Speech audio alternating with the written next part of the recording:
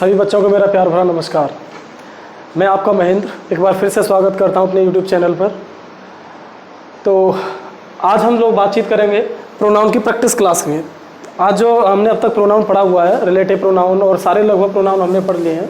कुछ बातें और हैं जो भी हमने प्रोनाउन के बारे में नहीं पढ़ी हैं, उन बातों को हम धीरे धीरे आगे की क्लास में सीखते जाएंगे थ्रू प्रैक्टिस। ठीक है बेटा? तो विदाउट वेस्टिंग टाइम हम आज की क्लास को शुरू करते हैं। आज जो क्वेश्चन आपके सामने लिखे हुए हैं ये प्रोनाउन से हैं। इसमें रिलेटिव प्रोनाउन नहीं, प्रोनाउन के हैं। कोई से भी पॉइंट हो सकता है प्रोनाउन का। तो मैं चाहूँगा इन क्वेश्चंस को मेरे एक्सप्लेन करने से पहले एक बार आप लोग देखिए, आंसर लगाइएगा। उसके बाद जो भी मेरे आंसर्स हों उन्हें आप चेक कीजिएगा। ठीक है बेटा? और साथ ही साथ देखो, वीडियो जो भी होते हैं ज़्यादा से ज़्यादा बच्चों में शेयर करो, लाइक कीजिएगा। ओके, चलिए एक बार क्वेश्चंस को देखिए, वीडियो को रोककर, और फिर इनके आंसर मार्क कीजिएगा। ठीक है? तो मैं अपने एक्सप्लेनेशन स्टार्ट करता हूँ इन क्वेश्चंस का। I start now explaining these questions. Start करते हैं। पहला क्वेश्चन लिखा हुआ बेटा, it was him that did it. क्या आंसर होगा आपकी तरफ से? It was him that did it. तो जो बच्चों ने पढ़ा होगा ध्यान से, उन बच्चों को पता होगा कि आखिर सेंटेंस में क्या आंसर है। हमने स्टार्टिंग में एक बात पढ़ी थी कॉम्प्लीमेंट के बारे में। किसके बारे में बेटा? कॉम्प्लीमेंट के बारे में हमने बात पढ़ी हुई थी कि अगर कभी भी सेंटेंस में कॉम्प्लीमेंट सब्जेक्ट का होगा तो सब्जेक्टिव केस में रहेगा, और ऑब्जेक्ट का होगा तो ऑब्जेक्टिव केस में रहेगा। इस बातचीत को हम सीख कर आ चुके हैं। इस बात को हमने इस तरह से भी सीखा था कि बी फॉर्म के बाद कौन सा केस? Subjective case. कौन सा केस? Subjective case. यानी is am are was were के बाद हम कौन सा केस यूज करते हैं? सब्जेक्टिव केस यूज करते हैं। ठीक है? Is am are was were या बी फॉर्म जो होती है। इसके अलावा एक बात हमने और पढ़ी थी कि कोई भी सेंटेंस में वर्ब लिखी हुई है या प्रपोजिशन लिखा है तो वर्ब और प्रेप के बाद ऑब्जेक्टिव केस। ये तो बात ध्यान रखनी है हमेशा। ये जो बात है इस बात को हमेशा ध्यान रखेंगे कि वर्ब और प्रपोजिशन के बाद हमेशा ही ऑब्जेक्टिव केस आता है और बी फॉर्म के बाद सब्जेक्टिव केस आता है। एक बात और पढ़ी थी, वर्ब की आईएनजी फॉर्म जब जीरेंड यानी नाउन का काम करती है तो उससे पहले हमेशा पजेसिव केस आता है। यह बातचीत हम सीख चुके हैं अपने पिछली क्लास में। जो बच्चे नए हैं डायरेक्ट इस वीडियो को ना देखें, वो एक बार पर्सनल प्रोनाउन की क्लास को देख लें। ठीक है? उसके बाद इसे समझ पाएंगे ढंग से। तो इस कंडीशन के हिसाब से अगर मैं पहला क्वेश्चन समझता हूं तो एक बात तो समझ में आती है, इट हमारा सब्जेक्ट हो गया, ये इसकी वर्ब हो गई। ठीक? और ये वर्ब के बाद ये बी फॉर्म है, बी फॉर्म के बाद हमेशा ही हम सब्जेक्टिव केस का यूज करते हैं। इसीलिए हमने हिम को हटाकर क्या किया बेटा? ही। क्या हो जाएगा? ही हो जाएगा। तो it was he that did it, ये करेक्ट आंसर होगा। सेकंड सेंटेंस देखिए।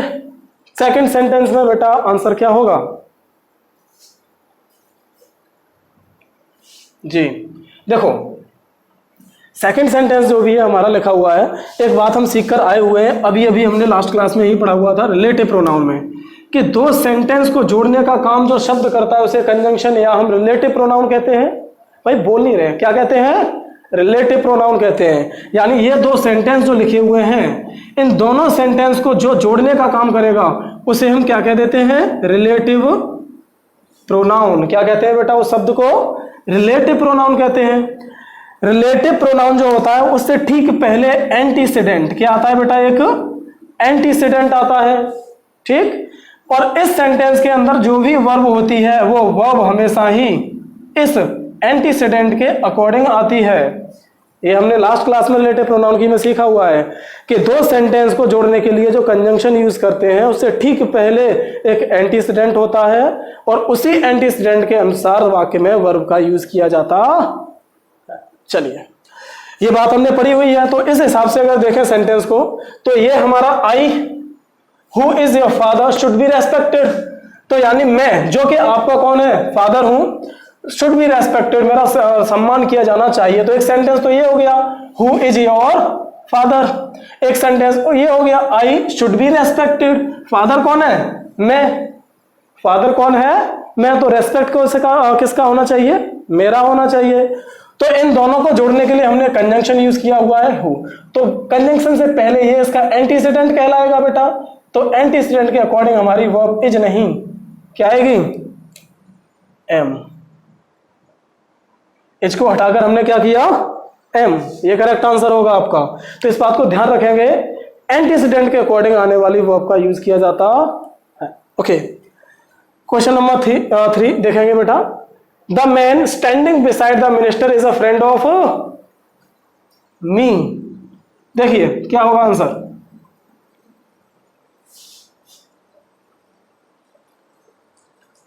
हाँ, कुछ बच्चे कह रहे हैं फ्रेंड ऑफ मी की जगह पर माई कर दूं। चलो ये देखो, ये बात भी हमने पजेसिव केस में सीखी हुई है कि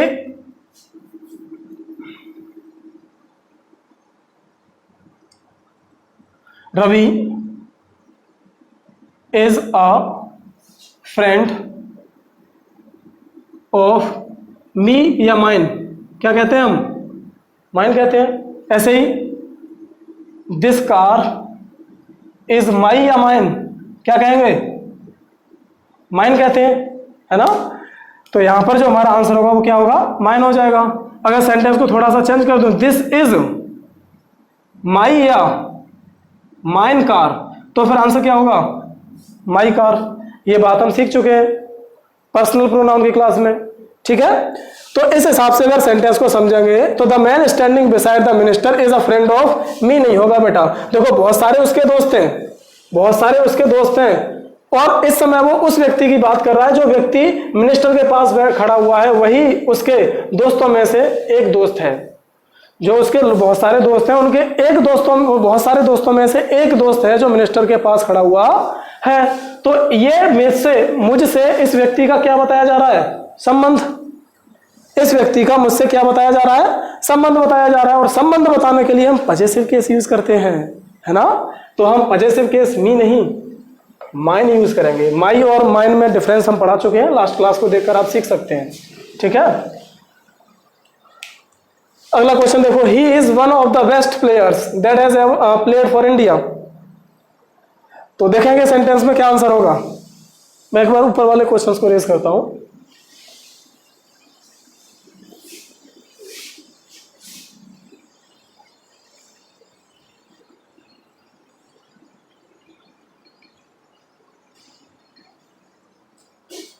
चलिए, he is one of the best players. तो देखो ये सेंटेंस में हमारा कंजंक्शन का काम कर रहा है।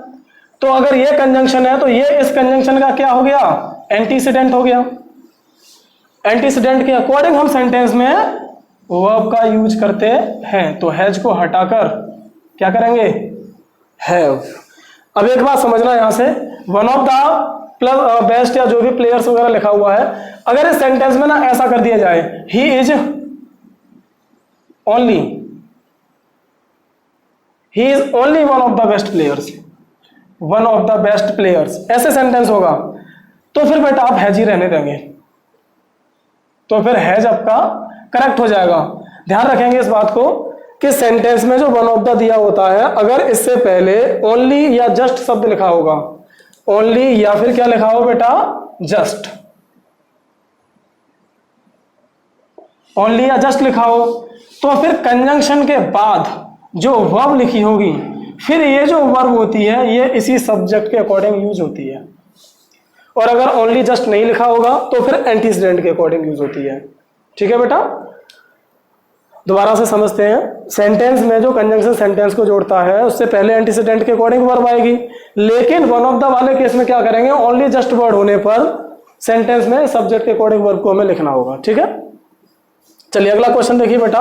A person is known by the company one he keeps, या वन कीप्स, सॉरी,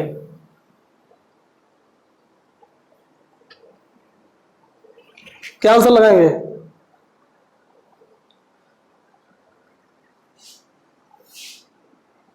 चलो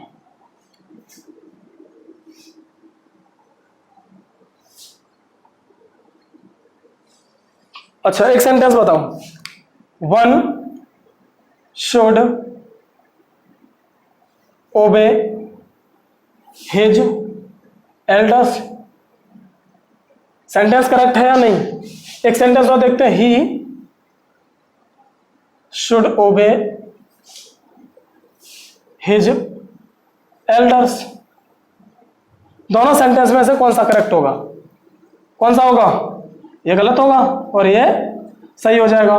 सेंटेंस के अंदर आने वाले जो प्रोनाउन होते हैं वो सब्जेक्ट के अकॉर्डिंग ही यूज किए जाते हैं। यहाँ पर सेंटेंस में हमारा सब्जेक्ट क्या हो गया, वन। अगर वन हमारा सब्जेक्ट होगा तो इसके अकॉर्डिंग हम इसका पॉजेसिव केस यूज करेंगे वन से, पढ़ा दिया है मैंने, ठीक है। यहाँ पर सेंटेंस का सब्जेक्ट क्या हुआ, ही, तो ही के अकॉर्डिंग हिज करेक्ट हो जाएगा।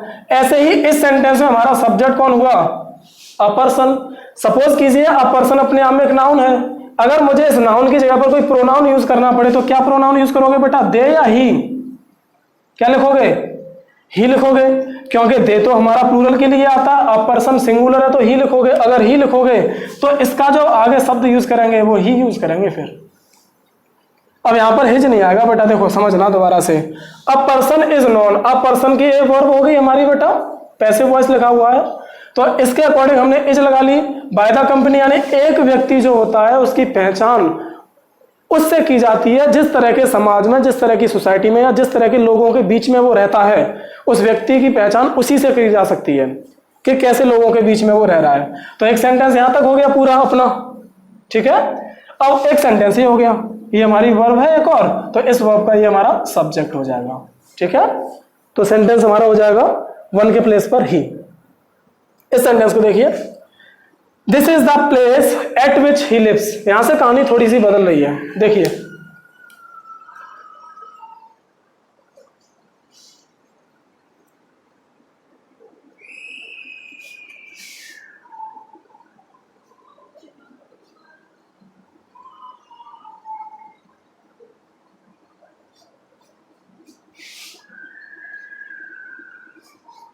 देखिए क्या होगा आंसर। चलो एक बात बताना शुरू करता हूं मैं अब यहां से। स्टार्टिंग में हमने एक बात समझी थी कि वेयर, वाई या व्हेन, हाउ, वाई, ये हमारे एडवर्ब होते हैं, ठीक है। एक बात और हम जानते हैं कि कभी भी सेंटेंस के अंदर कोई भी नाउन या प्रोनाउन लिखा है और उससे पहले आपने लिख दिया कोई प्रीपोजिशन, सेंटेंस के अंदर कोई भी प्रीपोजिशन लिखा, उसके बाद नाउन या प्रोनाउन में से कोई भी एक शब्द लिखा हुआ है, तो ये पूरा का पूरा मिलकर बन जाता है एडवर्ब। बेसिकली ये एडवर्ब फ्रेज होता है, कई बार एडजेक्टिव हो जाता है, एडजेक्टिव फ्रेज या एडवर्ब फ्रेज बनता है ये, ठीक है। तो यहां जो हम सेंटेंस देख रहे हैं ना, देखो एक सेंटेंस तो ये लिखा हुआ दिस इज द प्लेस, एक सेंटेंस ये लिखा हुआ ही लिव्स। इन दोनों सेंटेंस को कौन जोड़ रहा है, एट विच, विच हमारा प्रोनाउन हो गया, और रहता है जिस जगह पर रहता है उसके लिए प्रपोजिशन एट आएगा हमारा। तो यहां पर समझने की बात है ना बेटा, वो ये है कि कभी भी सेंटेंस में कोई प्रपोजिशन लिखा मिले और उस प्रपोजिशन के बाद आपको क्या लिखा मिले, रिलेटिव प्रोनाउन। क्या लिखा मिले बेटा, रिलेटिव प्रोनाउन। तो ये स्ट्रक्चर अपने आप में होता तो करेक्ट है, अपने आप में ये करेक्ट होता है, लेकिन हम सेंटेंस में दिए हुए सेंस के अकॉर्डिंग हम चाहे तो इसे रिप्लेस कर सकते हैं, यानी इसे हटाकर हम इसकी जगह पर कोई एक शब्द इनमें से यूज कर सकते हैं जरूरत के अकॉर्डिंग। जरूरत के अकॉर्डिंग कैसे, वेयर को हम तब यूज करेंगे जब बात किसकी की जाएगी बेटा, किसी ना किसी प्लेस की। व्हेन को तब यूज करेंगे जब बात की जाएगी बेटा टाइम की। हाउ को तब यूज करेंगे जब बात की जाएगी किसकी बेटा, मैनर की। मैनर समझते हैं ना, किसी भी काम को करने का प्रोसेस, तरीका बताया जाए कि आखिर कोई चीज की कैसे गई, इसका करने का तरीका क्या था, उसे हम मैनर के कैटेगरी में रखेंगे। अगर वाई है तो वाई हमारा बताएगा रीजन, यानी किसी भी काम के होने का कारण बताएगा, तो वाई को यूज कर लेंगे। तो ये शब्द भी सेंटेंस को जोड़ने का काम कर सकते हैं, क्योंकि ये अपने आप में एडवर्ब होते हैं। प्रपोजिशन प्लस रिलेटिव प्रोनाउन या प्रपोजिशन प्लस नाउन प्रोनाउन मिलकर एडवर्ब बन जाते हैं। तो मैं इस प्रपोजिशन प्लस प्रोनाउन को हटाकर इनमें से कोई एक शब्द लिख सकता हूं। तो इस बात को समझेंगे अगर ढंग से, तो यहां पर प्लेस की बात की जा रही है, तो प्लेस के लिए क्या यूज करेंगे, वेयर, ठीक है। तो देखो एट विच भी करेक्ट है यहां पर और वेयर भी करेक्ट है, एट विच और वेयर दोनों ही करेक्ट है। अब ये मत कहना सर पेपर में नहीं आता ऐसा, पेपर में ब्लैंक में एक ही आएगा, यहाँ पर वेयर के प्लेस पर व्हेन दे देगा, हाउ दे देगा, तो वो आपको समझना है, प्लेस की बात की जा रही है तो वेयर लगाओ, ठीक है। तो प्रपोजिशन प्लस रिलेटिव प्रोनाउन को हम रिप्लेस कर सकते हैं, चाहे तो उसे हटा सकते हैं, चाहे तो हटा सकते हैं इनमें से किसी एक शब्द के द्वारा। सेकंड सेंटेंस को देखिए, Sunday is the day on which I play, यानी संडे ही वो दिन है जिस दिन मैं खेलता हूं।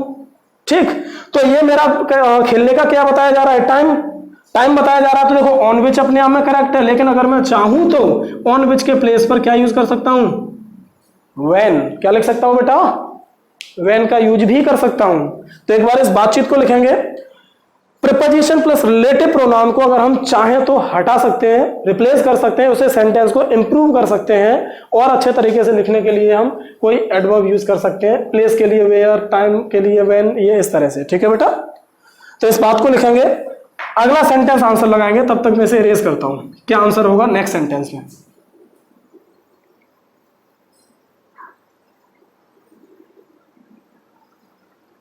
अब देखो, this is the method, method यानी तरीका, यही वो तरीका है जिसके तरीके से मैंने एक कोई चीज है जिसे मैंने तैयार किया था, प्रिपेयर किया। तो तरीका बताने के लिए अभी अभी हमने देखा हाउ का यूज करते हैं। ठीक है, तो यहां पर वाई विच है तो करेक्ट, लेकिन अगर मैं चाहूं तो वाई विच के प्लेस पर हाउ लिख सकता हूं, this is the method how I prepared. ठीक है, तो यहां तक की बातचीत को लिखें, फिर अगले दो क्वेश्चंस हैं, ये थोड़े से अलग हैं, इन्हें समझते हैं।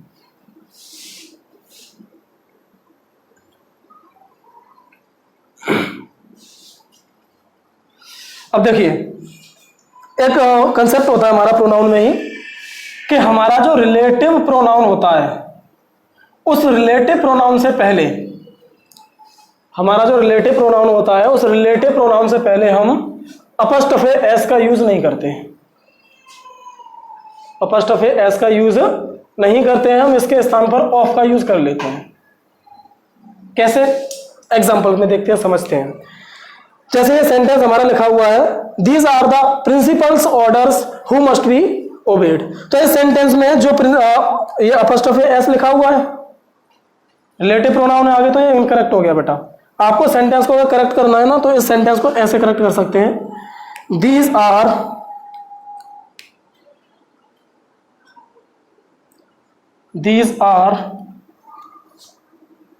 the orders of the principal